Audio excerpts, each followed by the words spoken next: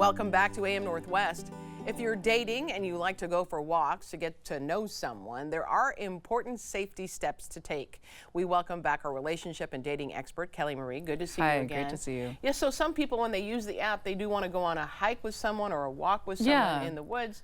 But you have some suggestions. Absolutely. Super important. And just to be clear, we were talking about this right before, is I don't recommend doing a hike in the woods or someplace solitary when you're first getting to know someone. Yeah, this reminds me of the meme that's going around, man or bear? Yeah. Who would you feel safer with if you met him in the woods, a man or a bear? And it all depends on the man and all depends on the bear. Right. So let's not leave things to chance, right?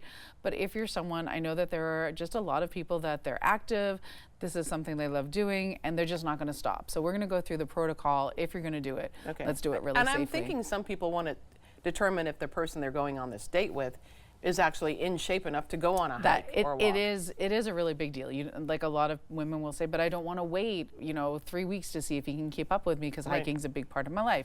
So I get it. I totally get it. Okay, let's talk about what you suggest doing. Okay, so first of all, we have to come from the preventative standpoint. This is not about being polite. This is about your safety. So everything we're going to talk about for the rest of this segment is about preventing someone from making someone say, oh, wait, if I do something, there are going to be repercussions. This isn't an easy thing to do. I'm not going to be able to get away with it. So that is a different mindset than putting the other person at ease, making them feel like this is that you're really, really polite. And so it's this balance, because of course you want to be amiable, but you've got to really protect yourself. Okay, so one of the first things you suggest is taking a picture of the person. Yes. So ultimately, I would hope that you would have sent a picture, they would have sent a picture, just, hey, here's me making dinner or something, so that when you meet up, you can see, hey, this person, I know we have profile pictures to go by, but sometimes those are outdated. Yeah. So we want to make sure that the person that is sending the picture is someone you want to go on a date with. Oh, before you go on this date. Before you even go on a date, and that when they show up, they look like the picture that they sent. Yeah. So you're not like, well, maybe that was just an older picture, because again, we want it to be traceable, right? Yeah. We don't want it to be a picture that you couldn't find the person from. Okay, so if they show up, let's say you're sitting in your car and you see the guy show up and you realize he looks nothing like the picture would you just say, time to leave? Honestly, and I can't emphasize this enough because so many women will feel polite bound to get out and say and explain or whatever. If they look nothing like their photo, text them, I'm so sorry, this doesn't work for me, and leave. Yeah. Because if they don't look like their photo, there is no way for anyone to be able to figure out who it was you went out with. Okay. Period. All right. And that is just not safe. So you and I'm not talking about like they look older or a little no. more overweight, but they look like an entirely different person. Yeah, absolutely. Okay, so you say take a picture of them while you're there and send it to a friend. And this is the one where so many women get really hung up on, but I'm like, I've had so many clients and even had experiences myself. Right guys, great guys will be like, yeah, take my picture. Take a picture of my license plate. Send it to your friend. I want you to feel safe.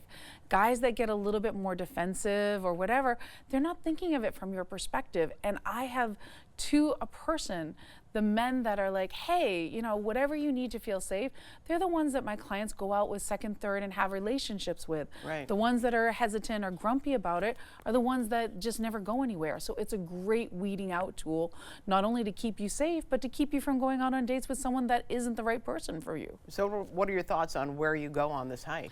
Yeah, so I would prefer at least to be an urban hike with a lot of people around, like, where there's just, maybe it's out in like a park where there's just a lot of people. If you're going to go on an actual hike, which I don't recommend, but people do it anyway, you need to send people, this is the hike we're doing, this is the time we're leaving, this is the route we're taking, this is when to expect me back. Yes. And if you don't hear from me, I want, call me, trigger this. And then the most important part, we don't want to make it easy for someone to be found who hurts you. We want to prevent someone from trying to hurt you. So you communicate that you have sent all this information and have all these safety procedures in place to the person you're hiking with. For the right person, they're going to be like, wow, this is a really smart, savvy woman. Yeah. For the wrong person, they're going to be like, well, this is, Yeah, if they get defensive, then it's a red flag, isn't it? And really also, they is. don't get, women live in a completely different world, honestly, than men do. It really is. And it's someone that wanted to take advantage in some way, and they're grumpy because maybe they didn't want to take advantage of you on the hike, but they're like, oh, this person's going to be too much work to get what I want from them. Yeah. And you want to weed that out. Okay. And you've had clients go through some of this, right? I have. I've had clients that have gone on hikes, and this is how I came up with this protocol. And I had one client that he pushed her against a tree, and she didn't feel safe, and like, you know, she was in the middle of nowhere. And I had another client who, you know, recently said, "Hey, can I take your picture before we go?" And he was like, "Whatever you need, take my picture." I also recommend including, if it's a long hike, including a license plate number, just so it's like, hey, if you're going to try something, it's going to be hard to get away with it, and then immediately send it to someone. But as a first date, you still suggest like a coffee shop kind of Coffee situation, shop, right? 20 minutes in and out. If you want to make sure that you enjoy someone's company before you spend a big chunk of time. But some women really love those hikes and they want to get out there, and if they're going to do it anyway, I want to keep them safe. Yeah, absolutely. All good points. Thank you so much, Kelly.